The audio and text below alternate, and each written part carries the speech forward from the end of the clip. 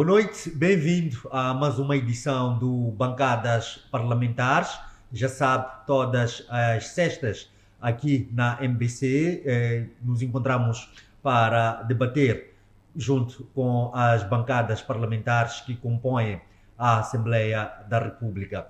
Bem-vindo a Arnaldo Chalaua a mais uma edição, o seu ponto prévio. Muito obrigado, boa noite, senhor jornalista, e por esta via, saudações a todos os telespectadores.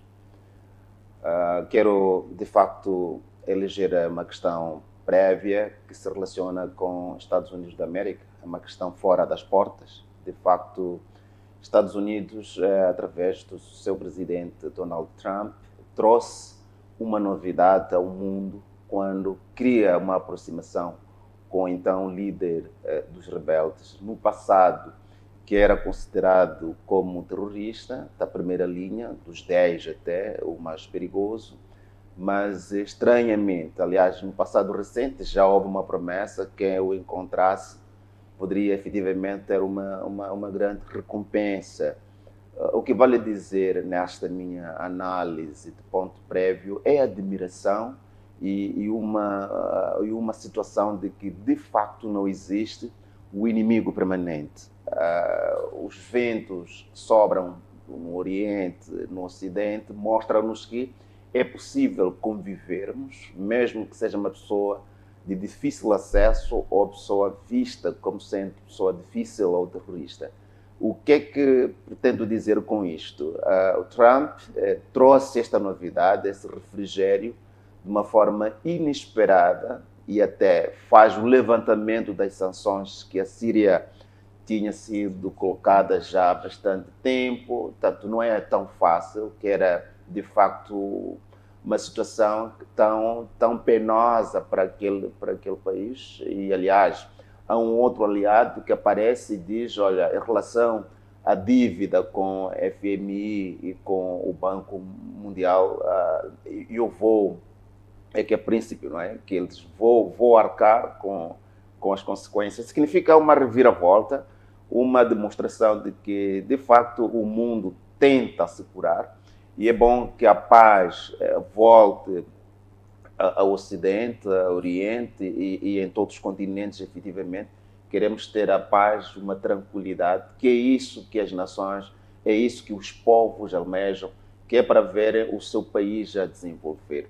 É verdade que era um indivíduo, no passado, que tinha uma designação muito errada, aliás, até terá participado sobre o golpe e o grupo do Al-Qaeda, mas hoje, quando o inimigo número um passa a ser o seu amigo, aperta as mãos, faz uma caminhada, faz um projeto de um encontro. Bom, isto quer nos dizer, de facto, que há uma alteração no sentido das políticas dos Estados Unidos da América, e oxalá que haja alguma similaridade com outras nações, de que não podemos nos considerar como inimigos permanentes. Tanto em política não temos inimigos permanentes, mas sim podemos ter diferenças, e essas diferenças, afinal de contas, serem compreendidas, serem ultrapassadas, as sanções serem efetivamente levantadas, e o Estado ou o país avançar sem muitas amarras. Eu penso que a Síria tem uma oportunidade para ser quer.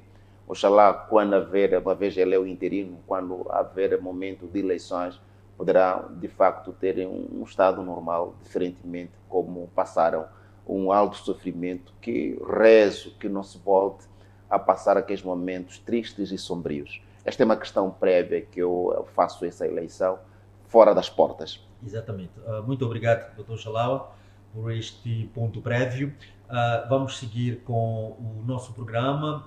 Hoje elegemos o PSOE 2025. No sábado passado, a Assembleia da República aprovou o Plano Econômico, Social e Orçamento do Estado para 2025, um documento proposto pelo governo que define os principais objetivos econômicos e sociais e de política financeira do país. E Arnamo foi uma das bancadas, portanto, a votar contra esta proposta. do governo. E qual é o fundamento da RENAMO para votar contra a este instrumento? Muito obrigado. Há uma linha que deve ser observada com alguma ciência. Quando se fala do PESOE, é de facto um instrumento que operacionaliza o PQG. O PQG, que é o Programa Quinquenal do Governo, que tem espaço temporal de 5 anos, enquanto que o PESOE ele observa rigidamente o princípio de anualidade. Agora, o PESOE tem uma natureza, ele cinge-se em áreas temáticas, sociais, para efetivamente trazer o desenvolvimento. E aí faz uma localização, do ponto de vista do orçamento, em áreas específicas, onde vão ocorrer atividades específicas para o desenvolvimento do país. Onde está a grande diferença e o nó de estrangulamento? É quando tu localizas, mas depois não quantificas. Quando quantificas, não localizas. Que isto é para facilitar os deputados da Assembleia da República fazerem uma fiscalização conscienciosa, ir aferir. Fiscalizar significa ir compreender quando as escolas, quantos furos de água, quando as estradas é que foram reabilitadas, quantas pontes foram construídas e quantos hospitais é que efetivamente conheceram um patrocínio direto.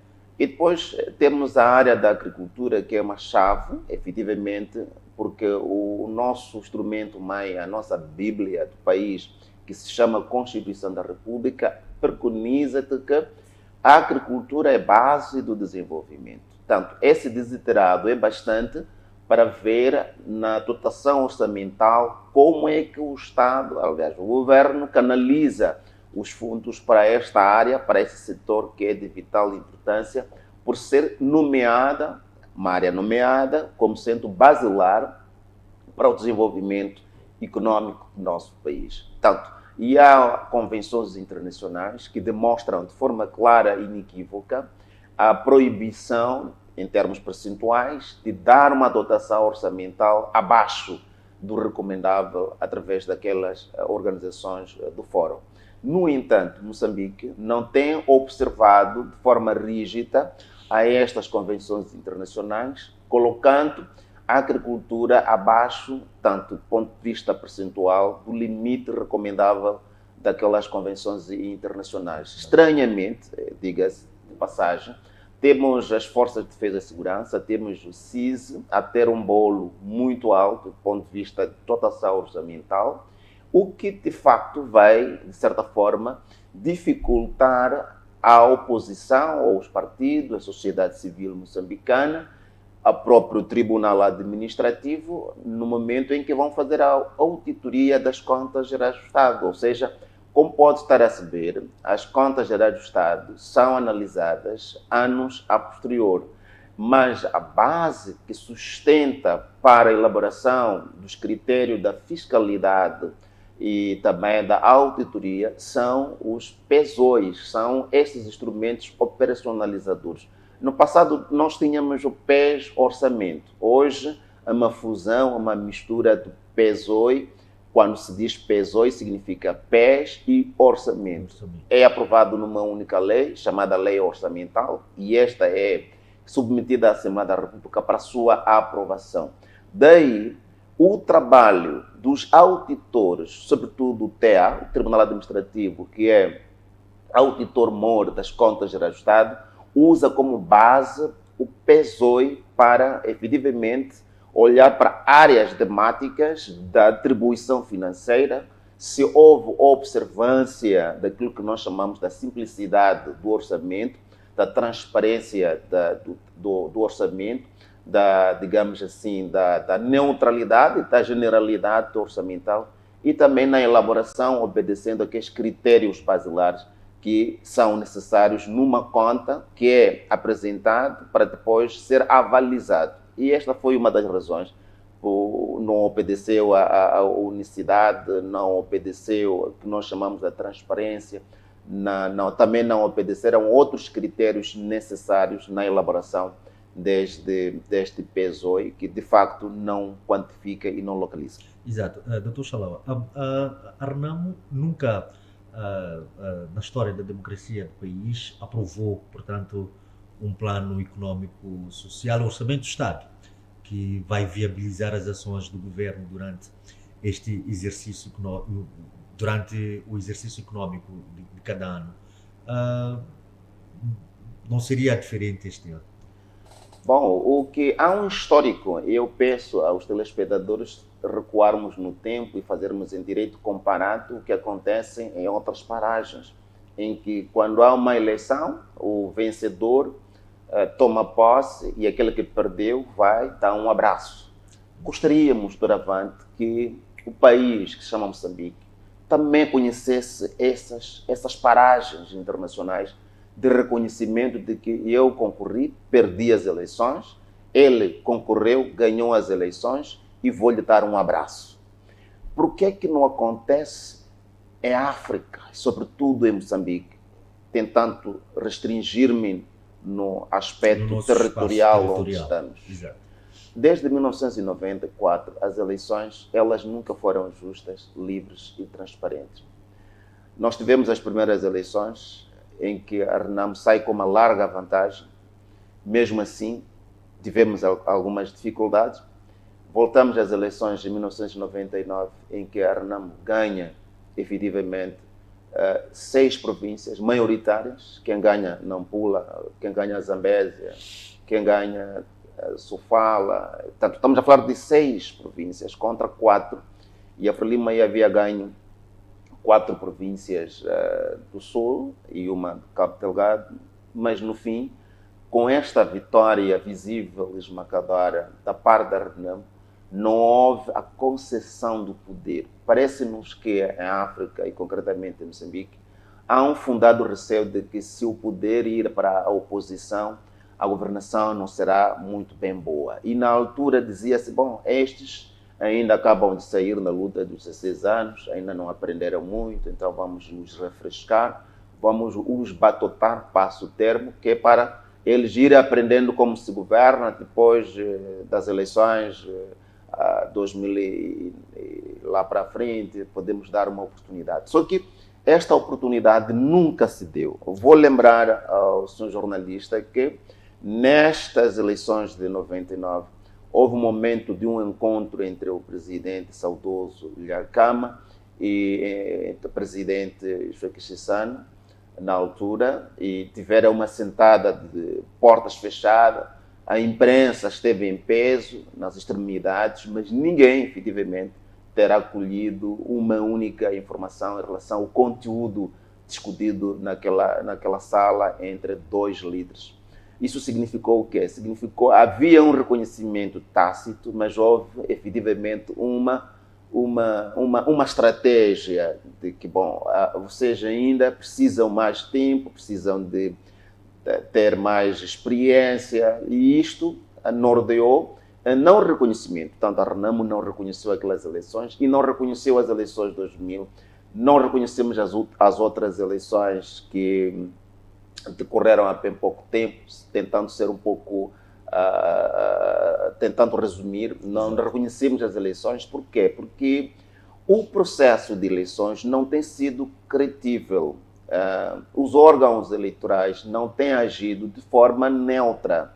Os tribunais não têm sido socorro para trimir-se o conflito eleitoral, no que tange aspectos de recurso em contencioso eleitoral. Não é conhecido em tribunal. Depois temos o Ministério Público, quando são questões que têm a ver com o crime, não age naquela altura. Depois há um tratamento desigual entre os delegados de candidatura ou delegados de lista, como quisermos, mas a lei que, de facto, regula o processo de eleições determina, em termos de recenseamento eleitoral, aquilo que é a fraude em recenseamento eleitoral. Há um procedimento processual eleitoral que permite queixas e reclamações. Exato. Mas essas queixas e reclamações não são completamente vistas e nem tampouco conhecidas. Exato. Então, o Dr. Chalawa está a dizer aqui que não aprova, não aprecia positivamente, portanto, os instrumentos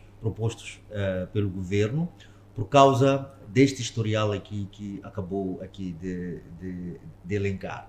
A questão da fraude eleitoral, por aí em diante.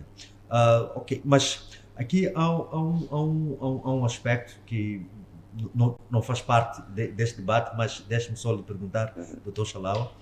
Arnamo sempre toma posse. Eu não tinha terminado, porque Sim. tinha outra parte. Esta é uma parte histórica sobre o processo todo ele. Aliás, entende-se que era bom que Moçambique tivesse um código eleitoral com não apenas a uniformização das várias leis que estão espalhadas, leis que estão avulsas, juntar e dizer que este é o pacote eleitoral, é o código eleitoral. Não. É preciso que, de facto, se crie um mecanismo processual eleitoral. Nós temos no direito tanto momento em que o tribunal funciona e o tribunal é alternado e é chamado para conhecer situações eleitorais. Situações eleitorais têm uma caracterização, são chamados momentos especiais, mas, no entanto, sendo momentos especiais, há aqui um problema de processualismo.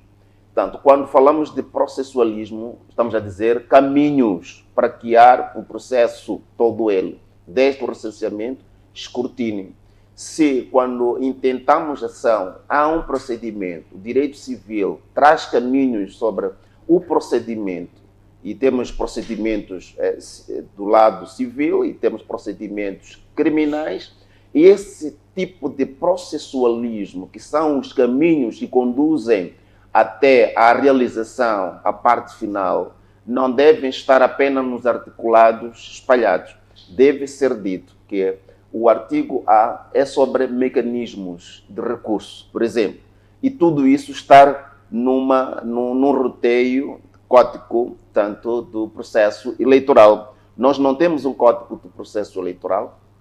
O tribunal que trabalha normalmente é buscado, é emprestado para conhecer situações eleitorais e passam por um seminário de 2 dias ou de 3 dias. Os juízes são dados uma indução, tanto não tem muito domínio em relação ao direito eleitoral, e aí começa a se confundir questões cíveis, questões criminais e questões eleitorais. E o Ministério Público também não aparece a ocupar o seu raio em termos de domínio, porque simplesmente pensa que ainda estão naquele outro processualismo normal. Esta é uma questão que deve ser analisada mais lá à frente, para termos instrumentos que nos conduzem para não determinar de que não houve extemporaneidade. Sabe o que acontece? Quando não se quer conhecer a causa do pedido e o pedido, aí começa a se chamar a colação a questão da extemporaneidade. Não, tem mérito a grelha feita, a peça feita pela Renamo, pelo MTM, pelo partido YZ, tem fundamento, mas é extemporâneo. E quando se diz que é extemporâneo, de facto, permite ao aplicador da lei estranhar, não conhecer o mérito da coisa.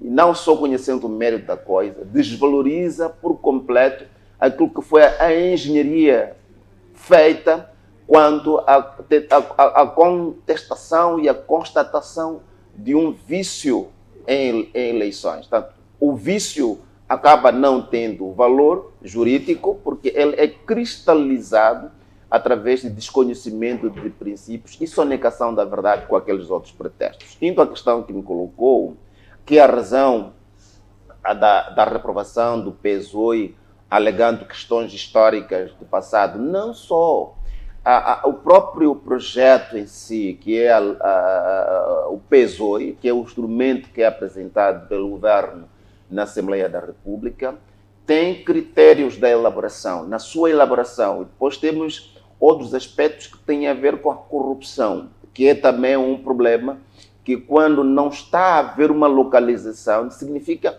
há uma tentativa, consegue ver quando há desconfiança, começa a desconfiar até as nuvens, que não, esta nuvem parece que vai cair chuva. Então, o PSOE traz várias desconfianças e isto careceu a nossa análise. Tanto temos a questão histórica do passado e temos a questão de procedimento, porque o SISTAF, tanto que é uma lei que regula praticamente como deve ser feita uma conta geral do Estado, aliás, como deve ser feito o PESOI, voltando já à questão concreta, o PESOI, e quando não se observam esses elementos, significa dizer que há uma violação da lei. E, por conta disto, quando há um déficit orçamental, como é o caso, A RENAM não pode aprovar. não pode aprovar. Aliás, não se deve pensar de que na minha casa eu vou fazer o projeto de criação de galinhas, mas não tenho dinheiro, estou a confiar do vizinho, a boa vontade do vizinho. É bom que se analise com alguma profundidade, com o déficit que nós temos, não apenas depender dos parceiros. Para uma boa planificação, uma planificação conscienciosa, temos que olhar o que é que nós temos nesta casa. Exato. Que com este fundo, o que é possível fazer? Aí olhamos para aquela questão de prioridade. Quais são as prioridades que o governo vai desenvolver a curto prazo, a médio prazo, a longo prazo, e tendo em conta que o orçamento do Estado obedece o princípio de anualidade, ou seja, o orçamento é igual a um ano, mas aqui já vamos atrasados, quase que a metade do ano. Curte-se, o que é que se faz? Quais são as prioridades? Quais são as linhas mestras para que, de facto, o governo traga algum refrigério aos moçambicanos? Exatamente.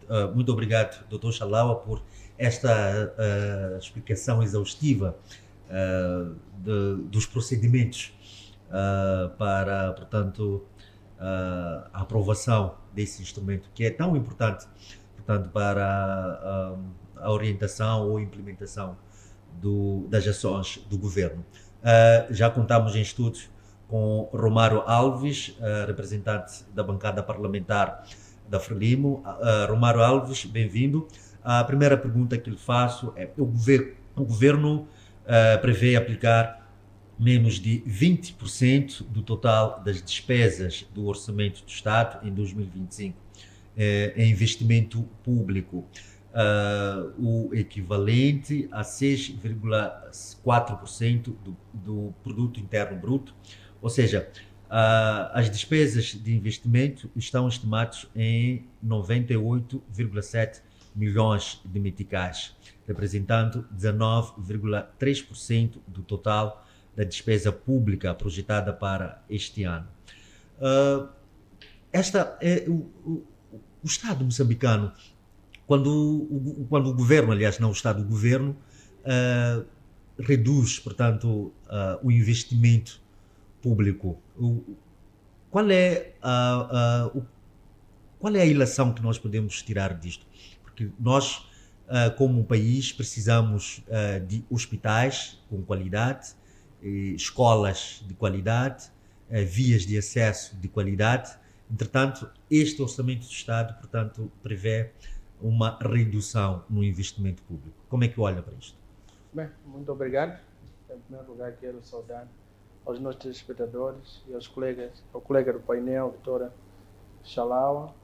E indo à questão que é me colocada, eu acredito que, em primeiro lugar, temos que fazer uma radiografia de qual foi o contexto em que este PESOI 2025 é aprovado.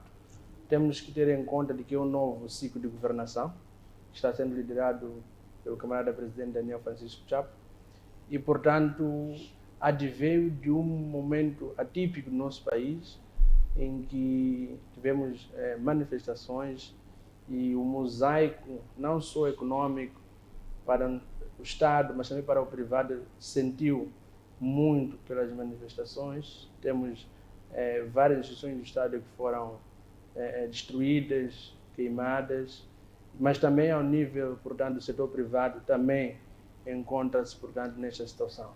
E também não se pode olvidar de que o PESOE foi aprovado depois da aprovação do ENDE. Quando falo da ENDE, digo a Estratégia Nacional de Desenvolvimento, o que significa que a lei do SISTAF estipulou de que para a aprovação de qualquer tipo de documento estruturante do nosso país, existe uma necessidade de seguir as balizas da Estratégia Nacional de Desenvolvimento.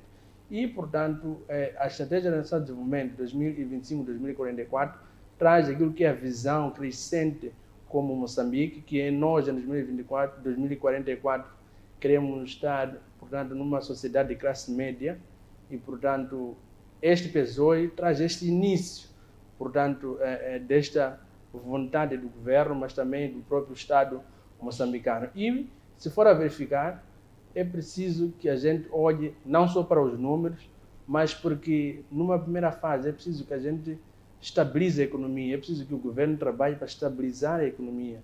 E depois de estabilizar a economia, poder relançar, não só do ponto de vista de investimento, mas também do ponto de vista do relançamento da própria economia do país. E, portanto, eu olho realmente com muita satisfação, primeiro porque este PSOE é um instrumento realista daquilo que é o nosso país, daquilo que são as receitas que nós podemos, portanto, obter e daquilo que são as despesas que devemos fazer. Eu recordo que várias vezes dizíamos, e principalmente os partidos da oposição, de que o governo gastava muito em gorduras necessárias. Então, este PSOE traz esta visão de que é preciso sabermos onde gastar, com o que gastar, e se aquela última pessoa que é importante que sinta o impulso do governo, que é a própria população, possa se beneficiar deste trabalho do governo. Então, eu acredito que este plano econômico-social, e como disse, de que temos, em termos de despesa de investimento, 98 mil milhões, mas de que, no seu entender, estava aquém e não chegava a 20%, mas eu olho de maneira diferente. Olho que o governo está, portanto, a trazer um valor, ou está a trazer balizas claras e de acordo com aquilo que nós conseguimos arrecadar hoje e aquilo que nós podemos fazer como despesas. Sem esquecer de que na implementação do PSOE, já o próprio decreto explica de quando haver uma necessidade de alteração e quando serem cobrados mais receitas, poderá, portanto, haver maiores despesas e que depois, tendo em conta que o PSOE é anual, pode-se, portanto, quando se remeter à Assembleia da República, verificarmos se realmente houve o acréscimo em termos de receitas e que vai culminar também no acréscimo de despesas. Mas acredito e tenho fé neste governo da Frelimo de que continuará a trabalhar em prol da satisfação das necessidades da população moçambicana. E quando falo de necessidades, não olho só a questão de cada canto do nosso país, mas também olho na necessidade de melhores escolas, melhores hospitais. E este plano é rico porque traz, portanto, a visão de construção de algumas escolas, de alguns hospitais, neste primeiro ano do quinquênio do camarada presidente Daniel Francisco Chapo. Então, por isso é que a bancada parlamentar da Frelimo votou a favor. Exato. Romário, este PSOE prevê, portanto, um orçamento de 512 mil milhões de meticais, em que desses 512 mil milhões de meticais, cerca de mais de 300 milhões de meticais irão, portanto, ou seja, serão de arrecadação de receitas. E prevê também há um déficit de 127 mil milhões de meticais.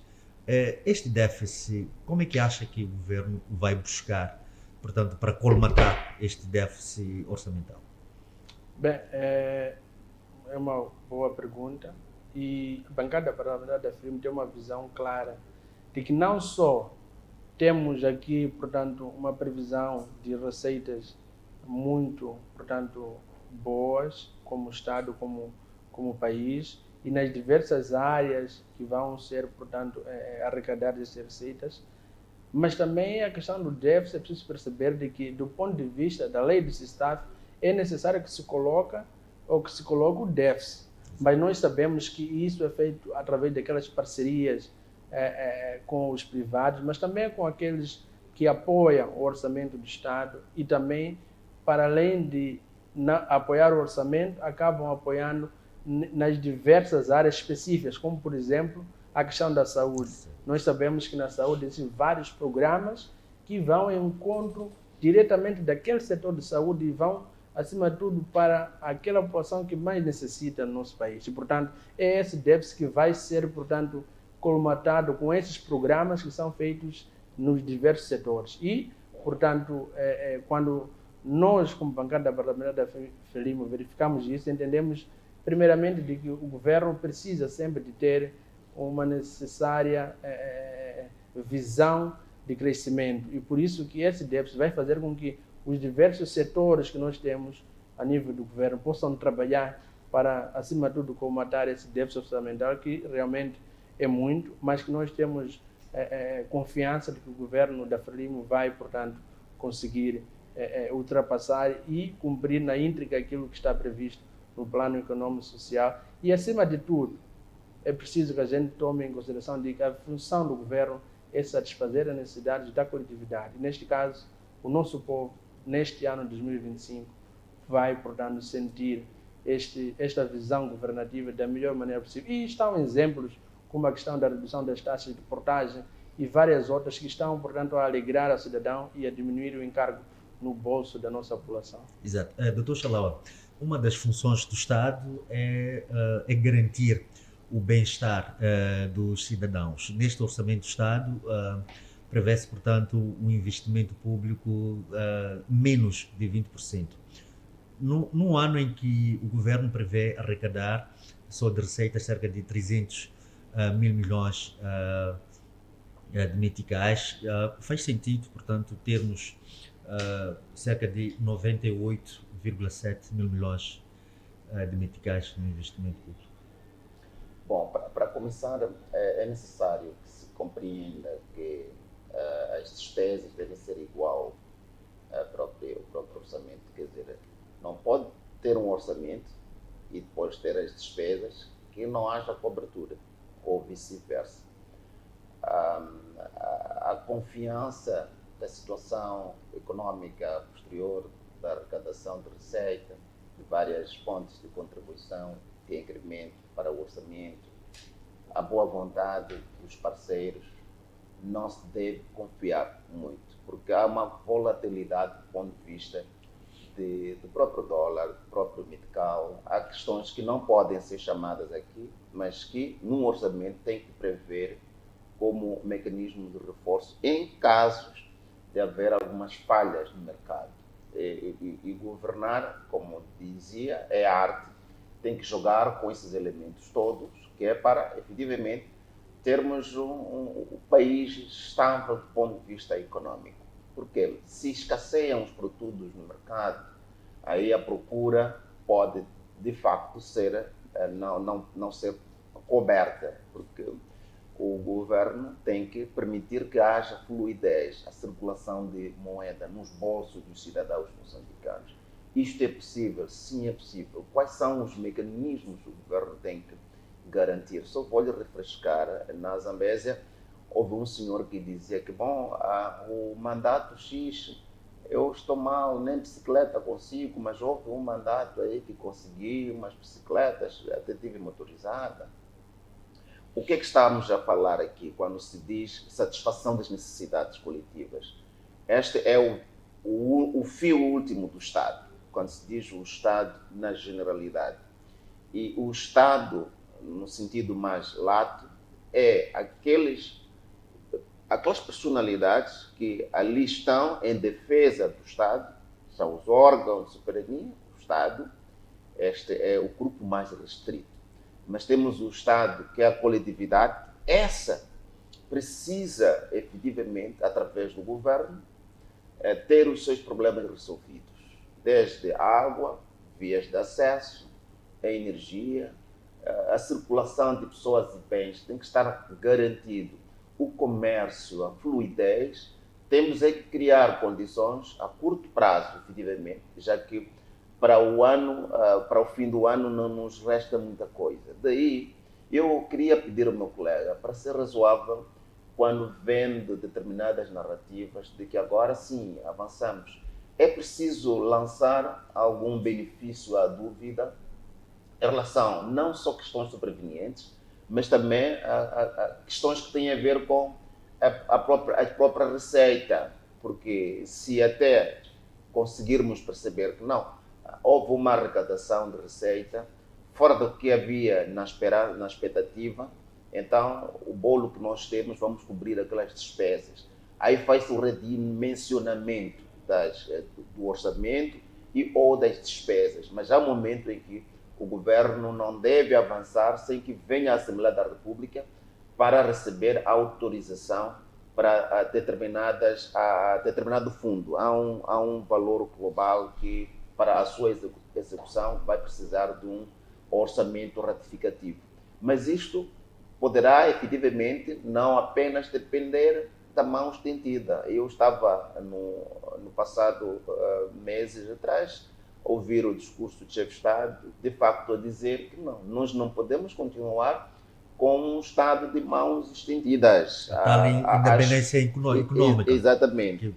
Que o país precisa. Quando tu tens um hospital a depender de um financiamento, o que é que estás a dizer? Qual é o sinal que estás a lançar?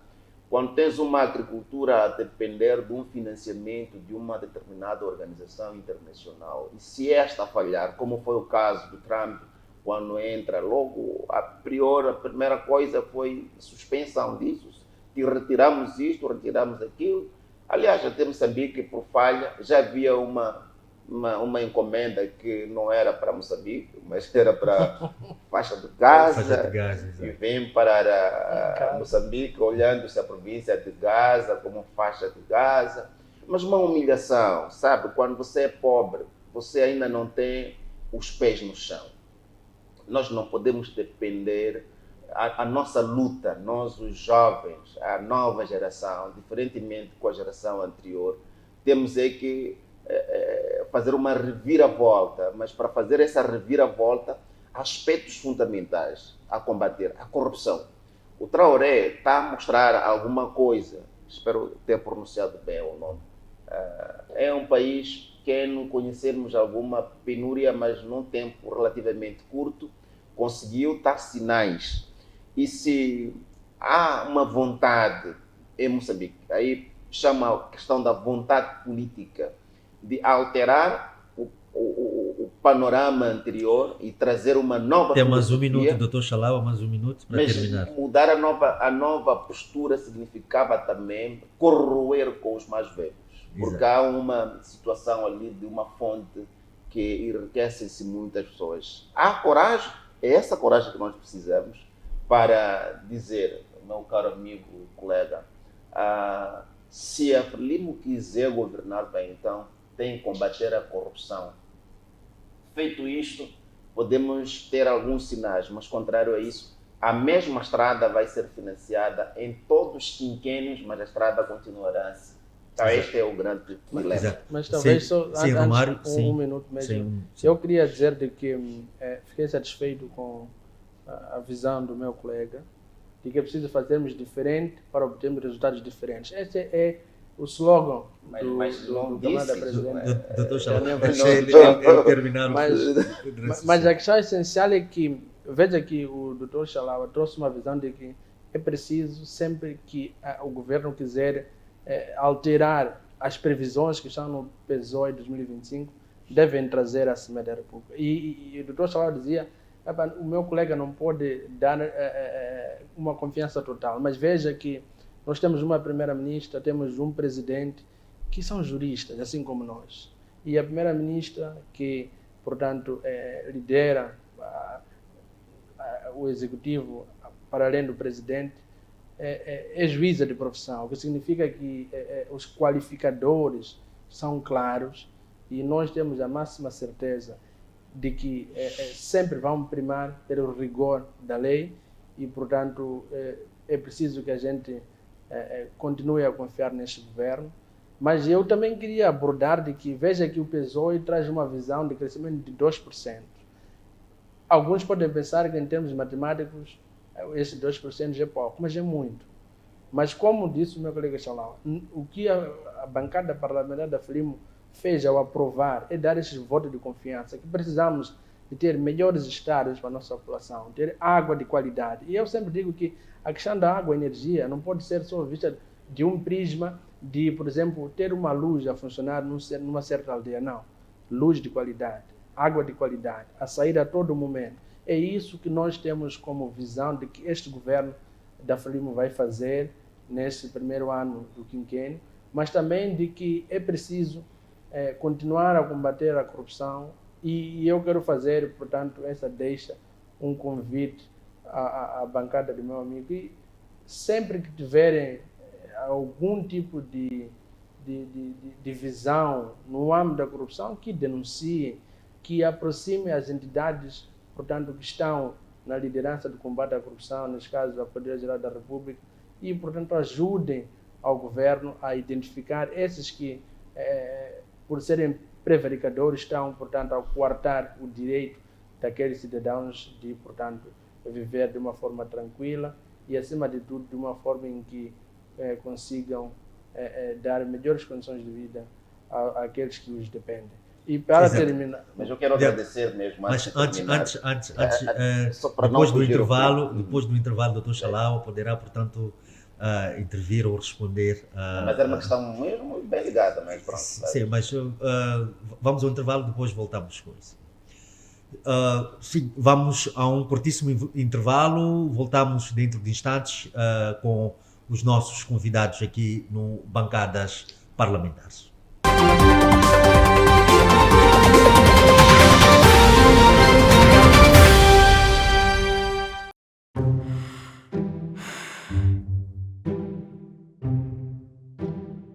Ser artista profissional exige dedicação e esforço, mas o importante é estarmos sempre juntos. Força, filha! Tu consegues! Força, baby! Tu consegues! Com o serviço Triple Play da TV Cabo, podes ligar-te a quem mais importa.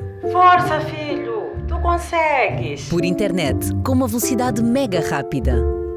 Com os melhores canais de televisão na tua TV, smartphone, tablet ou computador a qualquer hora. E com chamadas de voz ilimitadas na rede TV Cabo. Tu consegues. TV Cabo. Sempre ligados.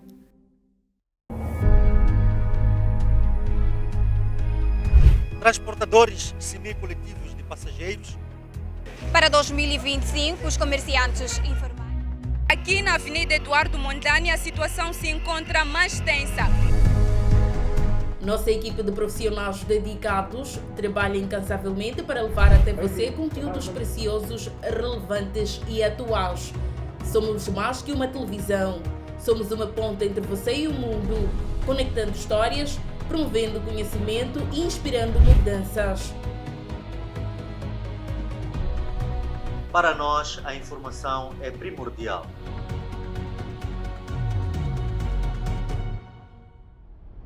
O nosso compromisso é informar. Atualizações essenciais para o seu dia a dia. MBC, conectando o mundo.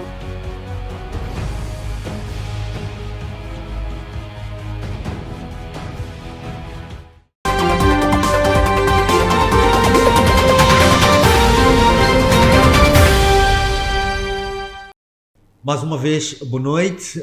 Estamos de volta para a segunda e última parte do programa Bancadas Parlamentares. Conto em estúdio com o Dr. Chalaua, porta-voz da bancada parlamentar da Renamo, e o Romário Alves, representante da bancada parlamentar do partido Frelimo. Dr. Chalaua, queria, antes de irmos ao intervalo, queria deixar... sim, pode. Certinho. Primeiramente queria agradecer o convite que me faz, mas eu queria dar uma contraposição desta oferta e desse pedido que faz com um pedido, tanto, e qual seria o pedido de facto? Trocamos, disse troca de moeda, né? Que aceitemos a despartidarização do Estado. Porque um dos calcanhares de Aquiles que faz com que não prosperemos, que não haja uma produção, que não haja uma, digamos assim, um respeito à coisa pública, é a confiança de que eu sou camarada, então posso usar essa viatura do jeito como eu quiser, por mais que eu tenha o direito de posse da coisa, não vou valorizar, e por isso se diz em muitas paragens que não, é funcionário do Estado, pronto, posso chegar às 14 horas. Mas olha, sabe que a hora de chegada não é essa. Então, quem vai nos disciplinar, quem vai colocar o freio para que as coisas em Moçambique comecem a mudar, o sinal tem que ser dado na despartidarização do Estado. Essa lei, eu penso que tem que entrar na Assembleia da República, a lei de despartidarização do Estado, que é para, efetivamente, oferecermos alguma qualidade aos órgãos do Estado. Muitas vezes se diz que a pobreza está aqui, está ali, mas muitas vezes a pobreza está na nossa cabeça, nossa forma de pensar. Não, já porque um camarada eu não posso intentar ação em tribunal. Já porque meu camarada eu vou deixar assim a coisa. Mas é em prejuízo dos outros utentes. A gente que está ali porque camarada nem está a laborar, não está a trabalhar, está a jogar cartas, mas está no hospital para atendimento ao público. Está num serviço de urgência, mas porque sabe que, bom, depois daqui vou à reunião do chefe da célula dessa instituição. Acaba negligenciando aspectos fundamentais e aí a disciplina sai pela porta. Exato. Dr. Challau, este ponto da partidarização do Estado será discutido em sede do diálogo político inclusivo, onde a Renamo faz parte. Então, podemos deixar este tema para a sede do diálogo político inclusivo. Não, é diferente. Mas, é uma questão de iniciativa legislativa. Exato. Eu tenho uma iniciativa de lei. Exato. Proponho à Assembleia da República uma lei de despartidarização. Se vai ao encontro que está no pacote do diálogo inclusivo nacional, ainda bem. Portanto, não enferma.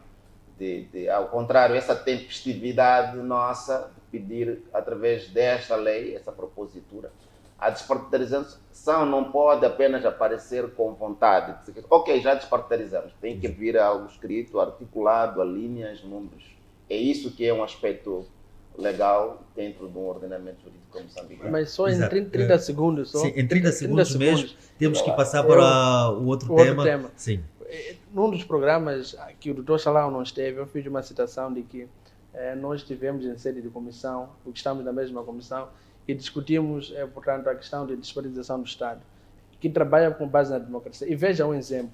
Hoje nós temos secretários permanentes dos ministérios que são escolhidos por meio de concurso público. Significa que aquele que está a concorrer pode ser de qualquer partido, até pode não ter partido político. Pode repetir, com algum respeito? Eu estava a dizer que, concurso público, que os secretários permanentes dos ministérios são eleitos por via de concurso público. Então, existe então, qualquer outro partido, mas também a sociedade civil pode concorrer e lá estar. Mas eu ia ao encontro da sua questão, dizer de que esperemos nós, e é a vontade da bancada parlamentar da Frelimo, que como o nosso presidente, Daniel Chapo, foi o pioneiro na questão do envio da lei de diálogo político para aprovação da Assembleia da República, e nós temos em querer que tudo aquilo que vai ser debatido na senda e no espírito do diálogo político vai ser implementado. E bem estamos aqui nós para, portanto, num futuro, quando voltarmos a estar aqui os dois, depois da verificação de tudo aquilo que vai ser o processo de diálogo político, dizer, olha, Dr. Challau, ainda estamos com o Estado partidarizado. Então, eu acredito que é uma visão que o meu colega tem e acredito que também a visão do diálogo político que está em curso vai, portanto, sanar qualquer tipo de dúvidas e demonstrar mais uma vez que temos um Estado eleito democraticamente e que dirige-se com base na lei e, acima de tudo, naquilo que estão, portanto, naquilo que é a vontade do povo. Exato. Vamos passar mesmo para o segundo ponto do nosso programa, é a aprovação da proposta de redução do IVA até 31 de dezembro deste ano. Como é que olha para esta situação, Dr. Challau? A redução de IVA vai mesmo impactar na vida dos moçambicanos? Bom, faz uma pergunta que a sociedade também faz a mesma. E a resposta que vou dar provavelmente não seja aquela da expectativa da maioria. mas disse que de pouco aos poucos enche-se ao recipiente. A demonstração e o sinal da aprovação desta propositura mereceu de que, embora pouco, mas dá para avançarmos. Bom, vai ser um coquetel para o final do ano e esperamos, sinceramente, que não só a parte do IVA, mas comece efetivamente a repercutir em outras áreas. Queremos que o combustível seja acessível, porque depois temos consequências em cadeia quando o combustível for caro. As pessoas não percebem o que é que significa o valor do combustível no mercado, de forma como é que impacta na vida dos cidadãos. Quando há uma redução de IVA sobre produtos de primeira necessidade, o que é que vai ajudar isso? É a baixar os preços no mercado. Mas tudo isto tem que ser feito numa engenharia orçamental e também econômico, pensando de que precisamos aliviar o povo. E foi nessa perspectiva que a bancada da RENAM analisou de que não. Ainda que haja alguma dúvida, mas este é um caminho e queremos dar uma nota de confiança e permitir que haja redução do arroz, do óleo, do sabão, do sal. Quer dizer, queremos que a vida tão asfixiada que está do povo moçambicano começar a conhecer, mas para isto temos que dar o tempo ao tempo para ver se a sua materialização se vai efetivamente impactar, sim ou não. Porque se o cimento continua alto e depois temos a área de alimentação não um pouquinho mais cara, o que é que estamos a dizer? É que ainda não houve um alinhamento. É preciso haver um alinhamento e haver uma fiscalização, tanto, sobretudo, o comércio interno, tem que haver uma fiscalização a controlar os preços no mercado, a diferenciação dos preços, e quando há uma questão de baixar a uniformização dos preços, vivemos meses, anos atrás, uma época em que havia essa diferenciação. É verdade que o mercado exige uma outra dinâmica, mas se nós temos a mesma fonte da origem, para não criarmos concorrência desleal, em que um arroz, a mesma qualidade, é vendido a 1.000 meticais, temos uma outra loja a vender 800 meticais. O que é que houve entre aquele que vende 1.200 e aquele que vende 800 meticais? E a qualidade do arroz é o mesmo. Então, temos que uniformizarmos o mercado, no sentido de não termos... é verdade que as preferências existem e estão por lá, mas não haja muita volatilidade de preços no mercado, que isto depois vai criar algum desconforto no bolso dos cidadãos moçambicanos. Exato. Romário Alves, um dos objetivos da redução do IVA é mesmo estimular o setor produtivo. A Assembleia da República poderá, os deputados da Assembleia da República poderão exercer aqui o seu papel, efetivamente, de fiscalizar para que esta redução, portanto, as pessoas, o povo, sinta, na verdade, o impacto desta redução do IVA, sobretudo em produtos básicos. Exatamente. Em primeiro lugar, também é preciso referenciar de que este projeto de prorrogação foi aprovado por aclamação e unanimidade na Assembleia da República, e demonstra de que os deputados da Assembleia da República, independente da sua posição partidária, conseguem ver aquilo que é o maior interesse do seu povo, ou aquele a quem nós representamos. E, portanto, indo à sua questão, é preciso referenciar também de que a Ministra das Finanças, quando esteve em plenário a justificar a prorrogação, porque esta medida já existiu anteriormente, mas viu-se a necessidade da prorrogação, portanto, da medida até dezembro de 2025, enquadra-se em várias situações. Uma delas é realmente este incremento que quer se dar ao setor privado, tendo em conta do momento em que nós viemos as manifestações, a perca do poder de compra e também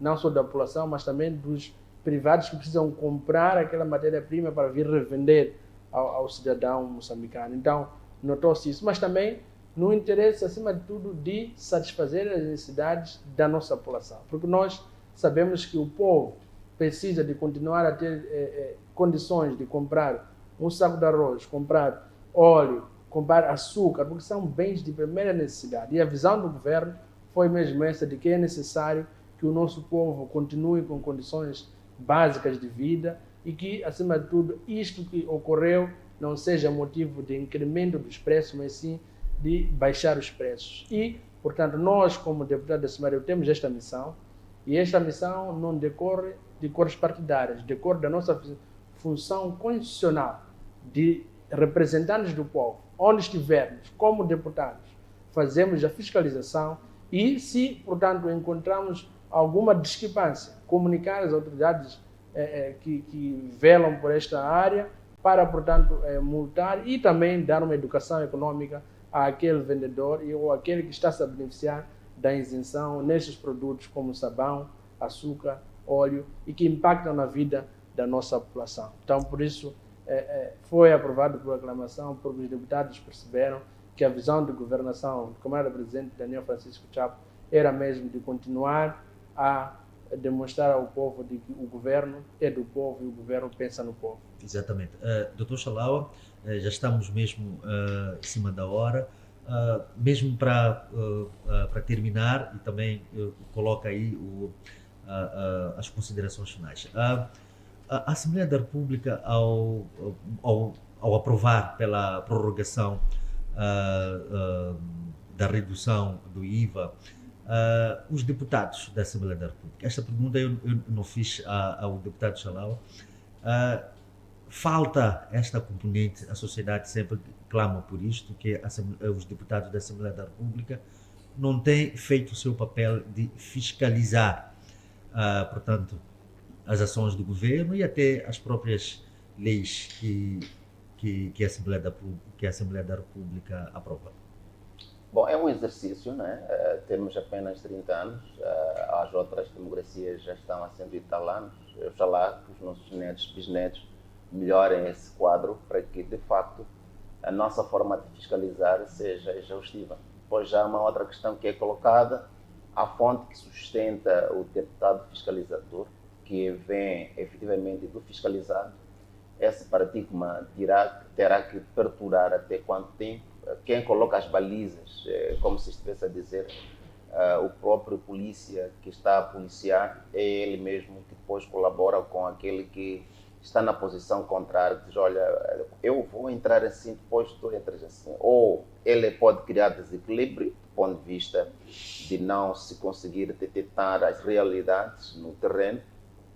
Daí, não é toda uma verdade que a fiscalização não ocorre. Ela ocorre, a fiscalização. Temos duas fiscalizações. Temos uma fiscalização e temos o trabalho que fizemos no círculo eleitoral, que é também o trabalho contínuo. Os cidadãos moçambicanos, provavelmente por conta da ausência de uma educação cívica que não foi muito bem lançada, porque de alguma forma foi diabolizado o Parlamento, com aquela imagem muito má, de que pronto, estes aqui estão ali porque vão apenas levar o dinheiro do povo. E essa narrativa pegou, ficou, e infelizmente há um tratamento não muito bom quando se olha para o Parlamento. Quero, com toda a franqueza, dizer que a Assembleia da República trabalha muito. Não estou aqui para engraxar, porque também não faz meu estilo, mas há momentos em que trabalhamos inclusivamente finais de semana. Os moçambicanos ficam à espera de quarta-feira e quinta-feira, naqueles dias só para ver as sessões, aquele barulho. É que aquele barulho é tratado na segunda-feira, na terça, na quarta, quinta, sexta-feira e até fim de semana. Se entras como deputado sem nenhum cabelo branco, vais ter cabelo branco na Assembleia da República. Aquilo é uma faculdade, há muito trabalho. Exato. De verdade, há muito trabalho. Podemos tirar exceções de alguns colegas deputados que não estão nas comissões, mas a Assembleia da República trabalha muito. E quando há um intervalo e não vem aquele barulho nas sextas, aliás, nas quartas e quintas, estão nos distritos, estamos nas províncias. Falo com conhecimento porque não é a primeira vez que estou no Parlamento. Quando se vê a ausência, parece que tudo parou. Por isso, colocamos uma preocupação na Assembleia da República, a própria Presidente da Assembleia da República, há uma necessidade de termos uma televisão da Assembleia da República, que é para difundir as nossas atividades. Então, todos os dias, os moçambicanos iriam acompanhar o que acontece nas 9 comissões, ou a própria comissão permanente. É uma constante que, às vezes, as refeições nos faltam. É verdade o que estou aqui a dizer. Faltam-nos as refeições. Então, os deputados da Assembleia da República fazem o seu trabalho. A gente trabalha. É verdade que não vai se compreender isso por ser o próprio deputado que fala, infelizmente, mas não tem uma outra. Quem nunca foi deputado tem esta percepção lá fora.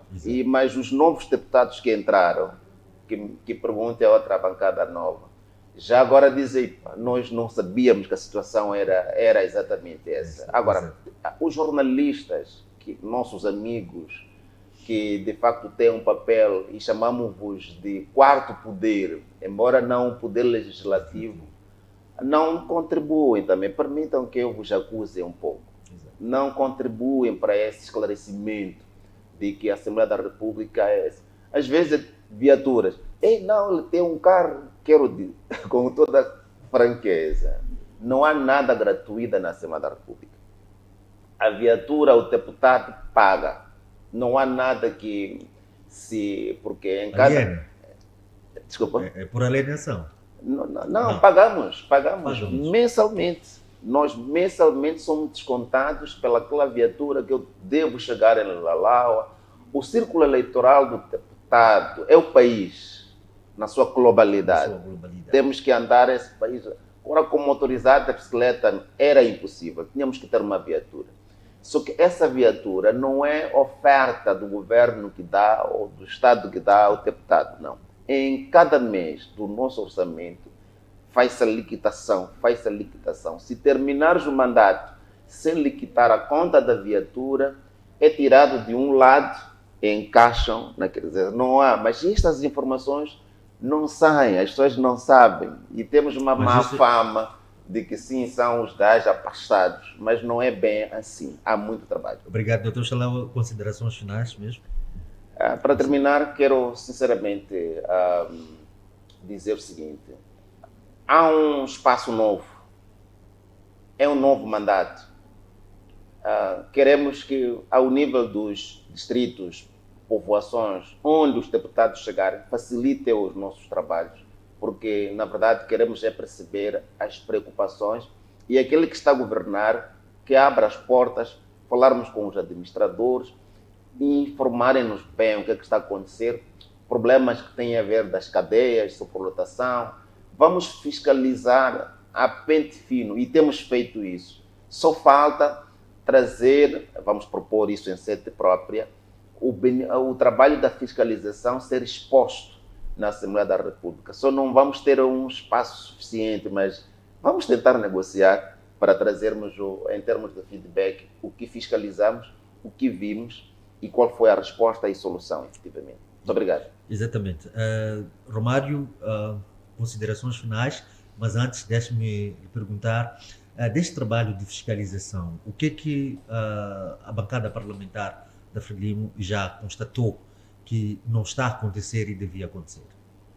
Bem, eu queria começar por dizer e recordar um pouco, portanto, daquele tema que agora abordamos, e é preciso que a população saiba de que o governo, ao prorrogar a isenção do IVA, fica sem mais de 2,2 mil milhões de meticais, porque seria cobrado se o IVA estivesse a ser, portanto, colocado nas faturas dessas indústrias, desses cidadãos que vão comercializar esses produtos de bem necessidade. Então, é preciso que isto vingue. Mas também é preciso também recordar de que este PSOE ocorre ou é aprovado só agora, porque tivemos algumas bancadas, necessariamente do Podemos, que pediu adiamento várias vezes das sessões, que iam, portanto, discutir a questão da ENDE, porque como eu disse no início, a lei dos staff já define que tem que se aprovar ainda e depois os outros instrumentos. E por isso que este, portanto, o PSOE foi aprovado só agora no mês de maio. Mas queremos crer de que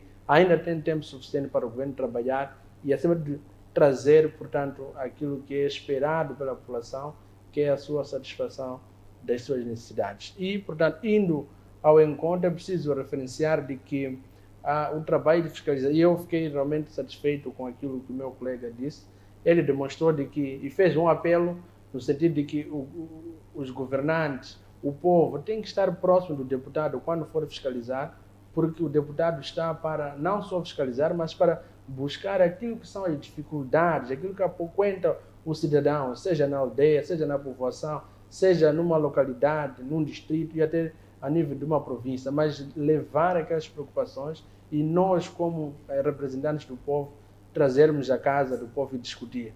E, portanto, nesta primeira fiscalização que vamos fazer agora, ao longo do mês de junho, acreditamos nós, como bancada parlamentar da FRELIMO, de que vamos encontrar um povo realmente, em primeiro lugar, satisfeito com a nova governação, mas também com várias preocupações, umas de índole pessoal, outras do índole comunitário, mas acreditamos nós de que, como a fiscalização é feita por todos os deputados, ou seja, as 4 bancadas em comissões de trabalho vão fazer a fiscalização, queremos crer de que vai, acima de tudo, trazer esta visão ao povo de que o deputado trabalha, o deputado está para servir o povo e garantir de que aquilo que é necessidade do povo seja transformado em lei e que o governo possa implementar. Então, queremos mais uma vez dizer de que estamos prontos para continuar a fazer o nosso trabalho de fiscalizar e nós, como bancada parlamentar, vamos fiscalizar porque nós temos um princípio basilar,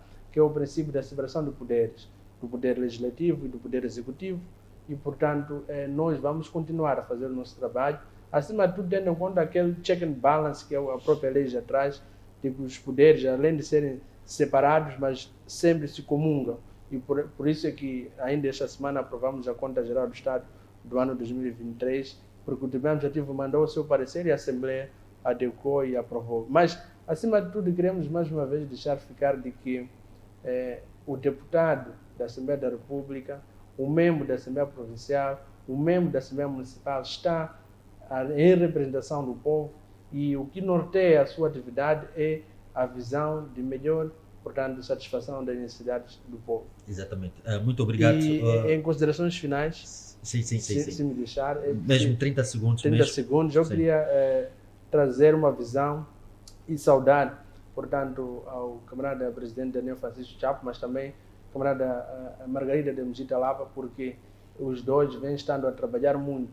E se for a ver, hoje temos uma Assembleia mais dinâmica, até agora, nesta primeira sessão, com aprovações de várias leis, o que realmente vai ao encontro daquilo que é a satisfação da coletividade. Então, por isso quero, acima de tudo, deixar ficar essa saudação e o encorajamento para continuar a trabalhar. E nós, como deputados, seja sábado, seja domingo, estaremos disponíveis sempre a trabalhar em prol do nosso povo. E convidar também a população para, portanto, se inscrever e vir assistir às sessões da Assembleia da República, porque ali irão ver as discussões e não só pela televisão, mas em loco daquilo que é a visão da governação do governo da FRELIMO, mas a visão também da bancada parlamentar da FRELIMO. Muito obrigado, meus caros. Chegamos ao fim de mais uma edição do Bancadas Parlamentares. Para hoje, contamos com o porta-voz da bancada parlamentar da RENAMO, Arnaldo Chalaua, e Romário Alves, representante